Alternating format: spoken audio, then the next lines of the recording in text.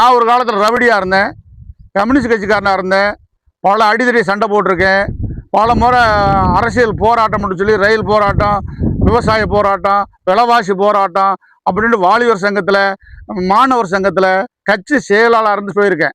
எத்தனையோ சண்டை போட்டிருக்கேன், பல நல்ல காரியம் செஞ்சுருக்கேன். ஆனாலும் நிம்மதி இல்லை, நல்ல பேர் இல்லை, குடும்பத்தில் போராட்டம், வீட்டில் போராட்டம். ஆகவே கஞ்சி இல்லாமல் ரோட்டில் கிடந்தேன்.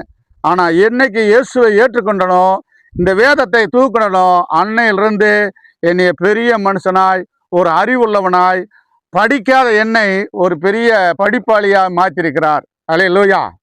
நான் பள்ளிக்கூடம் போய் படிக்கலை, இன்னைக்கு வேதத்தை படிக்கிறேன்னு சொன்னால் காலேஜுக்கு போகலை. பைபிள் காலேஜ் படிச்சிருக்கேன், சினிமாவில் நடிச்சிருக்கேன், கவிதை எழுதுகிறேன், கட்டுரை எழுதுகிறேன், புக்கு நிறைய போட்டிருக்கேன். இது எல்லாம் நான் பள்ளிக்கூடமே போகாமல் படிச்சிருந்தேன். யார் கொடுத்தது? கடவுள் எனக்கு கொடுத்தது. நீங்கள் வேதத்தை படிக்கும்போது, அந்த வேதத்தின் பிரகாரம் நடக்கும்போது உனக்கு அறிவும் ஞானமும் தானாய் வரும். அல்லேலூயா.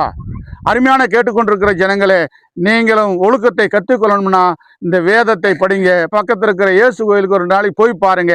உங்களுக்கு ஆண்டவர் நல்லதாக இருந்தால் பிடித்து கொள்ளுங்க, தப்பாக இருந்தால் விட்டுருங்க. யாரும் இயேசு கோயிலுக்கு வரணும்னு எழுதி வைக்கல. நான் இயேசு கோயிலுக்கு போனேன், ஒரு காலத்தில் ரவுடியாக இருந்தேன், பள்ளிக்கூடத்துக்கு போகாதவனாக இருந்தேன், போராட்டக்காரனாக இருந்தேன், அடிதடி சண்டையெல்லாம் போட்டேன். இன்னைக்கு இயேசுக்குள்ள நல்லா இருக்கிறேன். நீங்களே இயேசுவை நம்புங்க, இயேசு உங்களை ஆசீர்வதிப்பார்.